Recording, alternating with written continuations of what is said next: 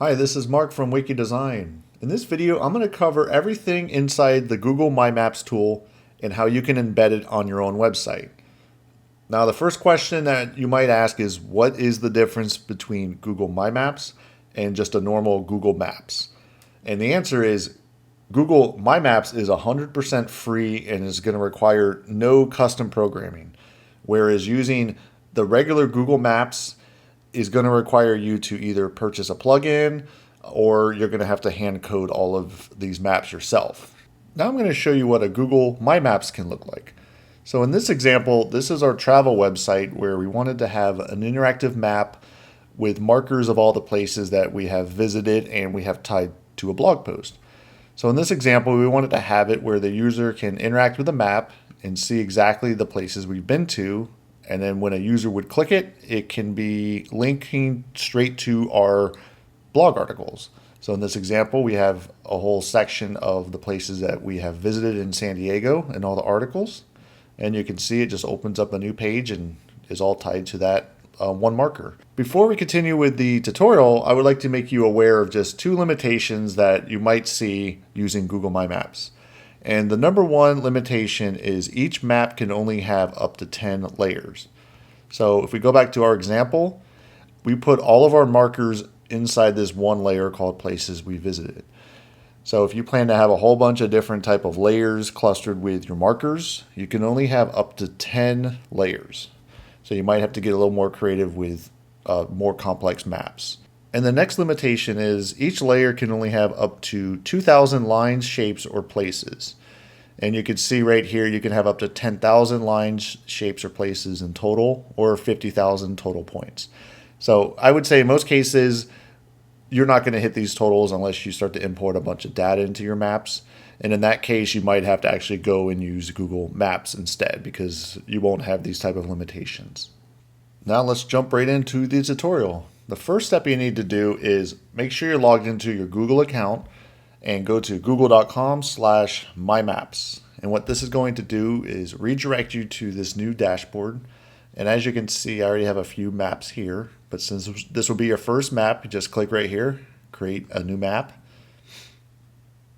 And the first thing I recommend you do is go up to where it says Untitled Map and name your map. This is going to be what the users will see, so make sure it's something that is user-friendly. So I'll just do a 2021 test map.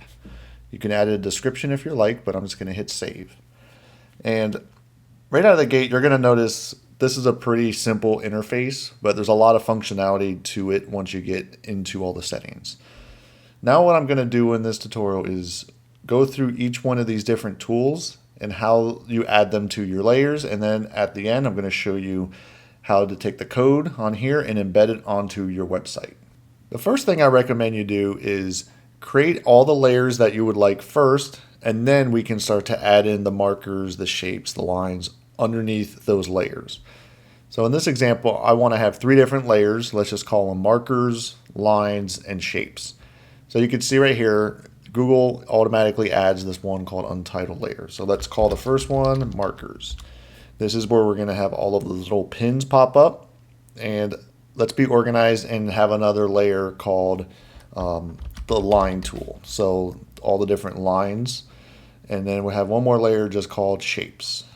And we just call this layer shapes. Now I'm just going to go down each one of these tools and add these different shapes, lines, markers, whatever it may be under the layers. The first thing I'm going to cover in this tutorial is how to add the custom markers.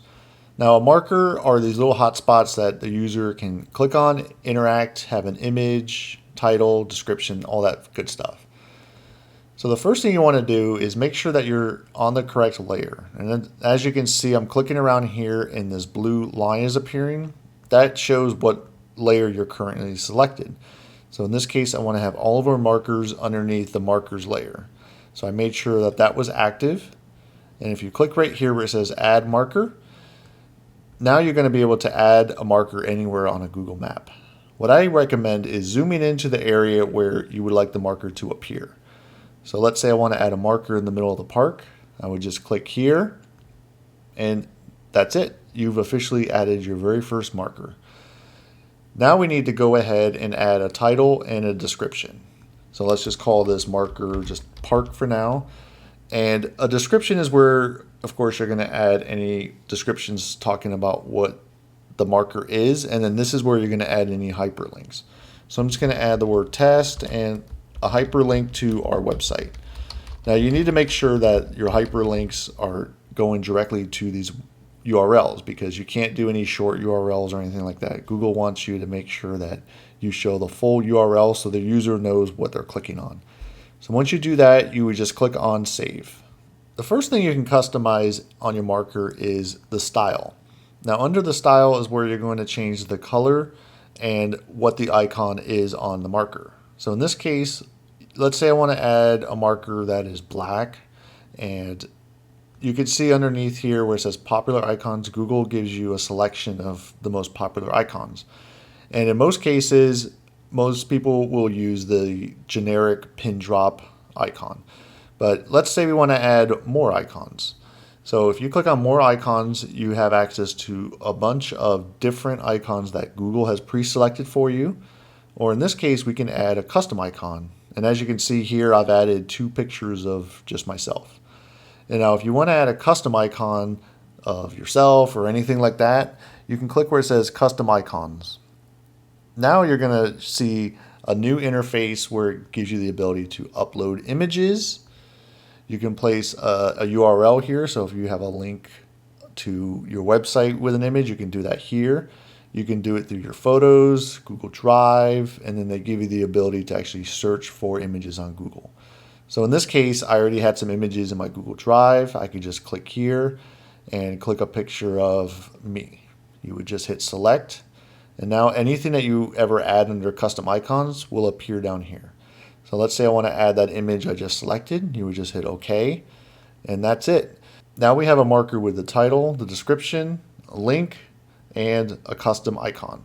Now at this point, I recommend you do a preview on how it looks on the front end. So to do a preview, you would just click right here where it says preview. This is going to open a new tab and show you what you've done so far. So in this case, we just have the one marker showing, and we have it right here where if you click on park, it just has the name, the description, and a link to our website. So if a user would click that, it would just redirect them to our website. And you could see right here, we have the picture of our custom icon right here. So far everything is working perfect, and this is how it's going to look on the front end. Now we can go ahead and add some more functionality to these pop-up markers. So that was the styling. The next thing is called edit, and what this does is give you the ability to change the title again, and if you need to make edits to your description. So that's where you would do it. You just click edit. This next step is, this is how you can add, I'll show you right here on our example, how you can add an image to the marker, and they also give you the ability to add a YouTube video in there, which is kind of a newer feature. So let's go ahead and click on that. And similar to the icons, they give you a whole bunch of different ways to add your images. So in this case, let's say I want to just upload an image of one of these waterfalls I have on my desktop. I just clicked upload, selected it, and now you can see we have a picture of a waterfall. Now let's go ahead and add a YouTube video in there. You would click on YouTube search, or if you have the direct URL, you could type that in here. But let's just go to our YouTube channel, click on search, and now you can select which YouTube video that you would like, and it goes by keywords. So you would just hit select, and now you can see right here, this marker is now like an interactive slideshow with images and videos. So you would just hit save, and that's it. What I recommend is anytime you do any sort of changes to your markers, just go ahead and do a quick preview. Just click on preview again, select your marker, and now you can see that there's the image. And when the user clicks on the image here, it's like a slideshow, like I said. So now you can have multiple images, videos, so it makes it a really interactive marker. And as you can see here, everything is exactly the same that we have in the marker. You click on our website and it will go straight to your website. And the last tool they have here is called directions to here. So if you would like to add directions to get to this marker, you could just click this button.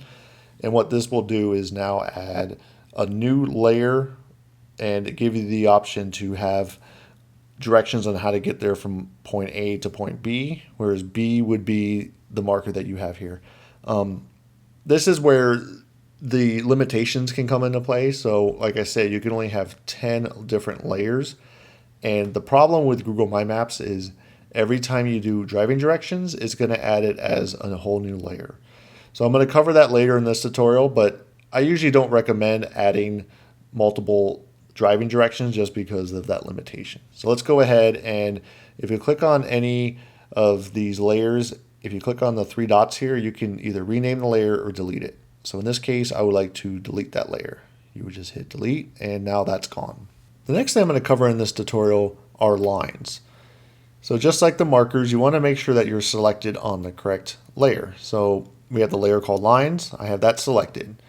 Now if you go up here where it says draw a line, you can just click that tool and make sure that you're on this layer right here where it says add line or shape. So let's say I want to add a line where my mouse is, where it just follows this road down here.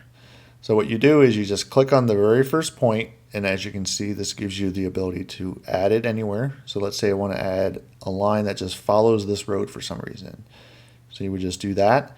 And now whenever you're done with creating your line, you would just go right here and click on the very last point. You can see the mouse turns into a pointer. So that's it. Now you have a line. So we just keep the line name, line 1. This is just the description, just like the marker. And this is going to be a little bit different because since this isn't an icon, they give you the ability to change the width of the line. So as you can see, the slider down here, you can click and drag it to as little or as wide as you want. Now I recommend keeping it where the user can still see it when they're zoomed out pretty far. So this is going to be a case by case, but I recommend having it somewhere around the middle just so the user can see it at multiple zoom extents. And just like the other one, you can change the color of the line here. So let's say we want to add it to be like a purple line. And just like the marker, you can always go back and edit the title and the description here by clicking the pencil. And same thing here, you can add exactly the same amount of images or video or anything like that. So when the user clicks on a line, you can have a show an image for some reason. The next thing I'm going to cover is a shape. Now shapes are a little bit different than lines because you have to close it, and then they give you the ability to add a whole overlay color to it. So let me show you exactly how to do that. So just like with the lines or the markers, you make sure that you're on the correct layer. So I'm on shapes, and right here where you added the lines, the same exact thing, but this time you need to make sure that you close your line. So let's do it around this whole block right here. So if you just click here, and here, and you have to, like I said, you have to close it to make it a shape and not just a line tool. So now you can see that this is a shape. I'm just going to call shape and then just throw the word test in here for the demo. Okay, so now you can see we got title, description, and they give you one extra thing called transparency. So the width of the border is exactly like your line tool. So let's say we want to add this to be like a yellow. You would click here, you would click where yellow is, and now you have this whole shape, and you can change the transparency. So transparency is, of course, you can see when you do the slider, it goes from 100% solid to 100% transparent. So this will be, of course, different on your use case and the color that you choose. So sometimes darker colors, you need less transparency. And the width of the border, you can see right here, just changing right here. So usually what I recommend is having it where you can see something underneath it. So something along these lines might work for like a yellow color. And just like the line tool, you want to zoom out and just see how it looks when the user is about, this far away. And now you can zoom in. So that border might be a little bit thick. So I can just go in here and change that border width to something like that. And just like the other tools, you can always edit the title description here, and you can always add an image. So let's say we want to just add an image. So I can show you how this works. Just like the markers, you can add images and YouTube videos. Click on save, and now let's hit that preview button again. And as you can see, it shows shapes. This is the shape right here. If you click it, it has the picture of the image as I just uploaded. and the title. The next thing I'm going to cover is how to add a custom driving route to your Google My Maps. If you go under the line tool again and you click on add driving route, this is going to give you the ability to add custom driving routes to a layer. So as you can see, it automatically adds its own layer for a driving route. And like I mentioned in the beginning of this video, you can only have up to 10 layers.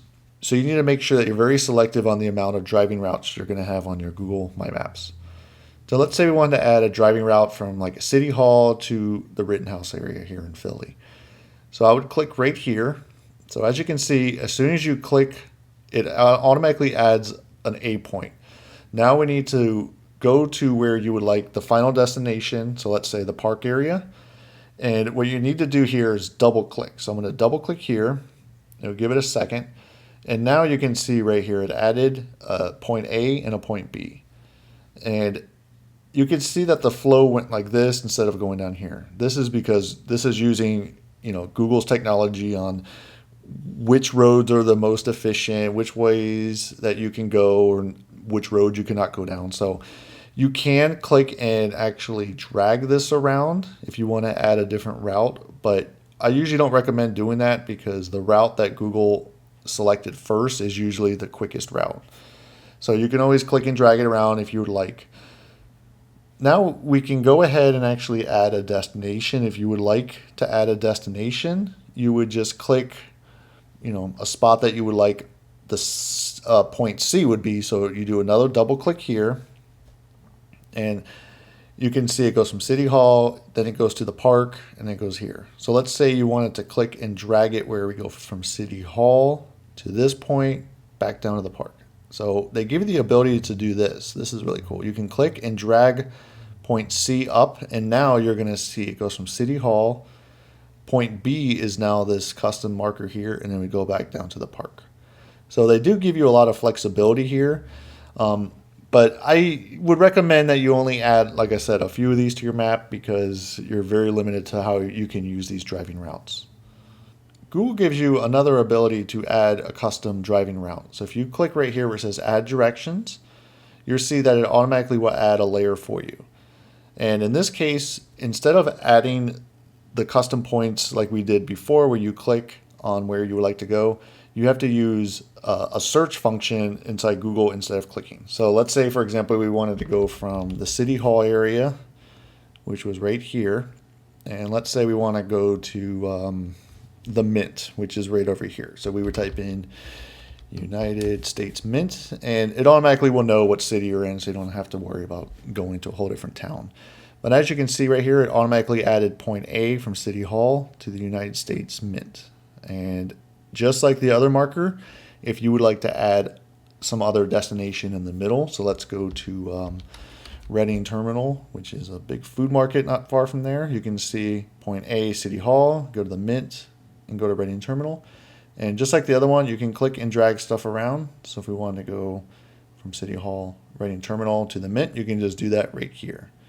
And the last tool up here is called Measure Distances and Areas. So this is going to give you the ability to just get a reference for how big a section is or how long a road can be. So let's say, for example, we just wanted to see how far distance-wise is this road vine for a couple blocks. So as you can see, I just clicked on this point and this point, and it's 0.4 miles. And if you would like to see how big a whole area is, you can just continue to click until you close up that whole area. So similar to the shape tool, you would just make a circle, a square, whatever shape you need, and close it. And now you can see this whole area is 1.25 miles. So I don't really use this tool very much, but some people might have a use case for it. Next, I'm going to show you a really cool feature that might save you a lot of time, and that is being able to globally change all of your styles underneath each layer.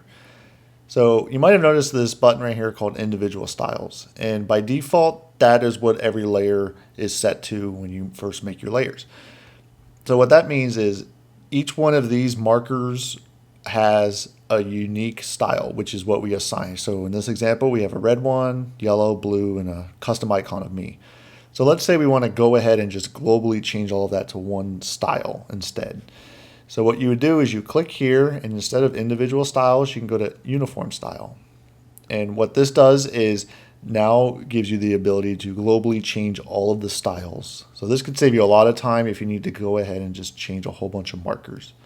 So let's say we wanted to change this to like a red and a different icon. So we would click on the red and let's change it to a house.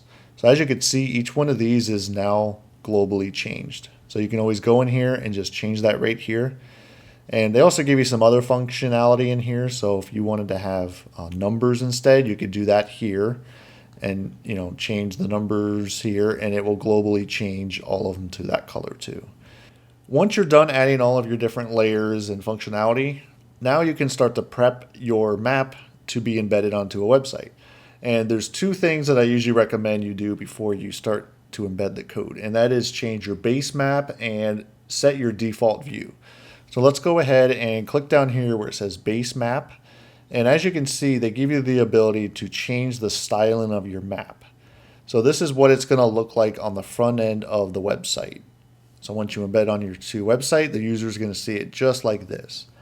Now, in most cases, people are used to this format because this is what like Google Maps uses all the time. But if you needed to see, a real terrain or real imagery, you can use something like this instead. So next we need to make sure that we set the default view. And if you're not familiar with what that is, that's basically telling Google how far do you want it zoomed in or out of the map when the user first gets to your website. So I'm going to show you some previews of what it looks like. So in this example, we have the base map set. And if you click right here, these three dots, if you click on this button right here where it says set default view. Now this is the zoom extents that the user is going to see when they first get to your embedded map. So let me click preview so you can see. And as you can see, if we were to embed this on our website right now, it would look just like this. But let's say we have a case where we want to be zoomed in more to a section. So let's say we want to zoom in to the park at this zoom. What you need to do is go back here and set your default view again. So now once you click that, you can see it says it's saved. You click on preview, and now this is going to be how it looks when the user sees it on your website. The final step to get this onto your website is you need to grab the embed code and then throw that on your website and you'll be good to go. But before you do that, you need to do one setting, and that is click where it says share, and underneath where it says get link, you're going to want to make sure that this says anyone with the link. And in most cases, you're going to want to keep this at viewer, because if you change this to editor, anybody is going to be able to edit your map. So if you have a use case for that, you can select that. But I found in most cases, you just want to keep this at viewer, anyone with a link. Now when you click done, you can go up here, click on those three dots, and click on embed on my site. And that's it. Now you copy and paste this code onto your website. Now that you have your code copied, you just need to paste it as an iframe inside of your website. And in this example, we build all of our websites with Elementor. I just brought over an HTML widget and pasted in that HTML code. I did change one setting right here. I changed the height of it because by default it was a little narrow. So you could go ahead and just change the height to whatever fits your website. So once I did that, I hit update, and now this is what the Google My Maps that we just created looks like. And as you can see, the user will be able to click here and open up all of your different layers, turn them on and off. You can also click the share button. The user will be able to share this on social media, and they can even embed it if they would like. And this is a cool feature. They give you the ability to go full screen. And the best thing about this is it's fully responsive. So let me scale down the website, and you'll see that it responds to the width of the container automatically. That's what's great about this tool. You don't have to touch any code besides just copying in that HTML iframe. That's it. And that is the end of this tutorial. I hope that this was helpful. If it was, make sure you give it a thumbs up, subscribe to this YouTube channel, and hit the bell to receive notifications when we release new videos like this. Thanks again. This is Mark from Wiki Design.